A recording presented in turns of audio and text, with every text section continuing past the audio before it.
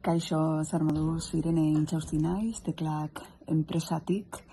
Zergatik parte hartu Arabako enpresen foroan?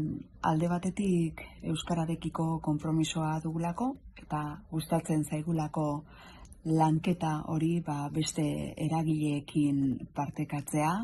Noski lagun berriak ezagutzeko aukera ere bada, eta nork daki, ez? Hor ere, hornitzaile, bezero, laguntzaile ezberdin aurkitzeko espazioa badago.